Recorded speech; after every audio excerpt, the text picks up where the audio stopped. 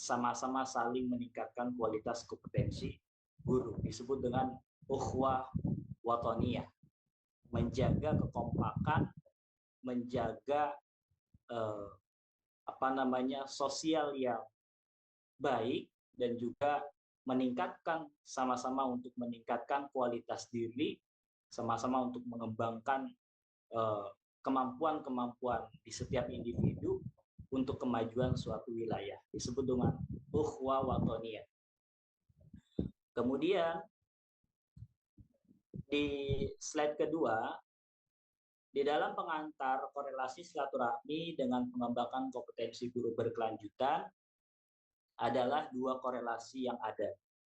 Bahwasannya silaturahmi secara tersirat menunjukkan rasa kasih sayang, kepedulian, persaudaraan untuk sama-sama saling berbagi pengetahuan yang muncul dari dalam diri atau keinginan hati kepada rekan kerja maupun rekan organisasi.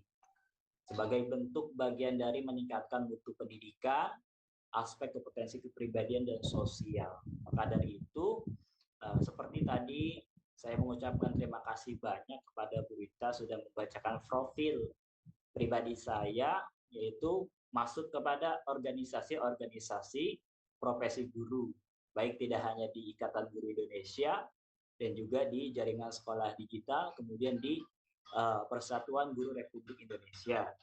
Itu adalah salah satu niat silaturahmi untuk sama-sama saling berbagi, sama-sama saling menguatkan, dan juga untuk melatih diri kita, membiasakan diri meningkatkan suatu kualitas dalam sebuah organisasi. Kemudian ada dua variabel yang harus kita mengerti dan mudah-mudahan bisa kita laksanakan dengan sebaik-baiknya dalam keseharian kita. Yang pertama adalah variabel silaturahmi. Bagaimana kita dapat mampu mengetahui hakikat silaturahmi dan bisa kita implementasikan, bisa kita amalkan, bisa kita lakukan, kita buktikan baik skala kecil maupun secara skala luas. Dengan daya dukung mudahnya akses komunikasi dengan kegiatan-kegiatan yang bermanfaat baik secara luring maupun daring. Nah, salah satu yang sekarang kita lakukan ini adalah bukti implementasi yang kita lakukan ini disebut dengan silaturahmi melalui daring, yang dimana kita memanfaatkan kemudahan dalam akses digital, yaitu komunikasi yang sangat mudah untuk kita akses. Kemudian di dalam perbedaan antara silaturahmi juga dan juga silaturahim itu ada. Kalau silaturahim itu adalah yang memiliki makna di mana kita bertemu ataupun meminta maaf, saling memaafkan kepada saudara yang memiliki ikatan genetik atau saudara kandung, maupun juga saudara-saudara yang menjadi satu nenek atau satu kakek, adik sepupu, kakak sepupu, itu disebut dengan silaturahim. Berbeda dengan makna silaturahmi.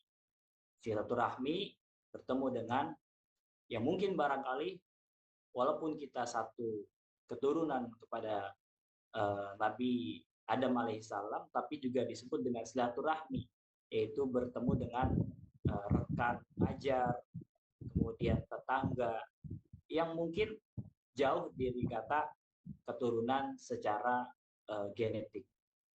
Itu disebut dengan silaturahmi. Maka sekarang kita berkumpul ini kita sudah termasuk bagian daripada mengimplementasikan silaturahmi ini, disebut dengan skala kecil dan juga skala luas.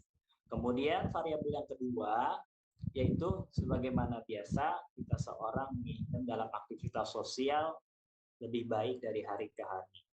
Ya, semuanya pasti kita menginginkan bahwa di setiap hari kita itu lebih bermanfaat, kemudian lebih baik lagi, ya. Dan ini harus dilakukan dengan tahapan-tahapan yang didasari dengan ilmu pengetahuan dan juga ilmu-ilmu yang menjadikan diri kita itu lebih baik di hari yang akan datang. Dalam lingkup pendidikan yang dapat kita ketahui tentang kompetensi sosial, dengan pengetahuan tersebutlah kita dapat mampu mengembangkan kompetensi tersebut dengan berkelanjutan. Nah, maka dari itu, Bapak dan Ibu, sekarang itu kita sebagai pendidik pastinya menginginkan dalam kualitas bekerja, juga menginginkan kita untuk meningkat dari hari ke hari. Belajar kita juga menginginkan untuk kita tingkatkan.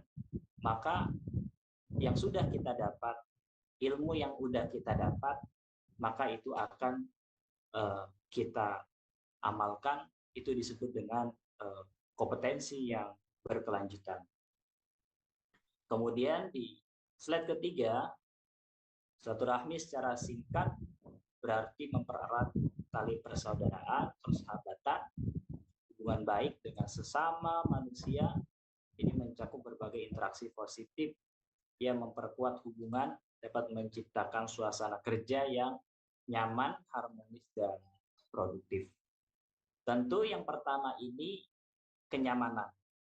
Kenyamanan ini akan menjamin kita secara produktif atau tidaknya di dalam kita melaksanakan tugas, ini adalah hal yang menjadi prioritas. Maka kenyamanan itu dibangun dengan satu, kita harus berinteraksi dengan baik, yaitu salam, sapa, sopan, santun. Kemudian kalau belum lebaran, ya silakan untuk berlebaran. Kalau lupa salaman, ya. Kalau lupa nyapa, ya terus terang, kemarin lupa nyapa dan lain sebagainya. Ini adalah bentuk perilaku untuk membuat diri kita lebih nyaman di dalam interaksi baik di lingkup pekerjaan maupun juga lingkup kemasyarakatan. Kemudian di antaranya di dalam memahami dalam konteks silaturahmi, yaitu memperbaiki hubungan. Silaturahmi bertujuan untuk menjaga dan memperkuat hubungan baik dengan rekan kerja. Walaupun hal ini terjadi di dalam dinamika perubahan dalam keseharian kita bergaul dengan rekan kerja, dengan orang-orang sekitar kita, baik di masyarakat luas juga. Nah, ini silaturahmi itu adalah bagian daripada untuk memperbaiki hubungan yang dimana disebut dengan hubungan horizontal. Hubungan kita kepada sesama, ya, kepada manusia atau kepada makhluk-makhluk lainnya. Nah, ini adalah salah satu yang menjadikan kita untuk lebih baik lagi dalam memanfaatkan waktu, ya, sehingga kita dapat mampu lebih produktif. Interaksi positif diantaranya sekarang kita lagi sedang melakukan interaksi positifnya, ya, yaitu mengadakan sebuah kegiatan webinar luring, ya, mencakup bentuk interaksi positif seperti berkunjung, bersalaman, kemudian membantu rekan kerja, membantu keluarga, membantu masyarakat yang memang betul-betul kita dapat mempertimbangkan waktu atau kapasitas diri kita. Kalau kita bisa untuk membantu, kita membantu. Kalau kapasitas kita belum bisa untuk membantu, minimal mendoakan supaya bisa menemukan sebuah solusi sehingga orang tersebut bisa mendapatkan sebuah kemudahan. Kemudian saling memberi dukungan, saling memberikan semangat, ya, dan juga memberikan kalimat-kalimat yang membuat orang itu bahagia, menjadikan orang lain nyaman dengan keberhasilannya, dengan prosesnya, baik prosesnya itu maksimal maupun belum maksimal. Kalau kita memberikan dukungan, itu salah satu bagian daripada interaksi positif. Hikmahnya adalah banyak, ya, diantaranya adalah memperluas rezeki dan memperpanjang usia kita. Memperluas rezeki itu tidak hanya sebuah uang, tidak hanya sebuah duit atau materi, tapi juga teman yang baik, komunitas yang saling mendukung, kemudian saling mendoakan, kemudian memberikan saran yang membangun, memberikan kritikan yang penuh dengan etika, ya, itu juga bagian daripada rezeki yang Allah berikan kepada kita melalui aktivitas sosial antar rekan kerja maupun juga antar orang, masyarakat lingkungan secara luas. Membangun kebersamaan, silaturahmi membantu menciptakan rasa bersama, saling peduli. Kemudian muncullah sebuah keakraban antara individu maupun juga kelompok. Kemudian silaturahmi memiliki makna juga di sini dalam implementasinya, yaitu saling menyapa, menyalami, ya. Kemudian mengawali hari dengan sapaan, salam, ya, kepada teman-teman kita, dapat menciptakan suasana yang lebih hangat dan menyenangkan.